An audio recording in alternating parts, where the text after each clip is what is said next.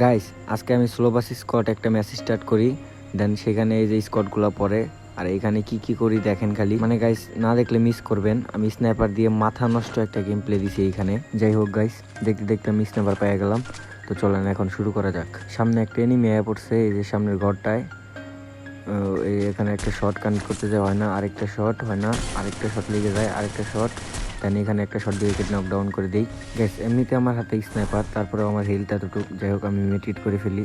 Guys, মিডকিট করার সাথে সাথে কিন্তু আমি উপরে চলে আসি। দেন এখানে তার টিমমেট আইসা পড়ে। তারপরে এই প্লেয়ারটাকে যেভাবে হোক কোনো রকম ভাবে আমি ডাউন করে দিই। তাকে ডাউন করে দেওয়ার সাথে সাথে কিন্তু আরেকটা প্লেয়ার নেমে যায়। ওই প্লেয়ারটা আমাকে ওই পাশ থেকে ড্যামেজ দিতেছে। গাইস, এখানে আমার হেলথের অবস্থা খারাপ, যার কারণে আমি মেট্রিট করে নিতেছি। আর মেট্রিট করার সাথে সাথে কিন্তু প্লেয়ারটা এই পাশে আইসা পড়ে।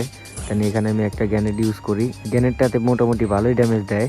দেন তারপরে আমি তার উপরে রাশ করে দিই। গাইস, এখানে আবার তার আরেকটা টিমমেট নেমে যায়, যার কারণে আমি তার উপরে রাশ করে দিই।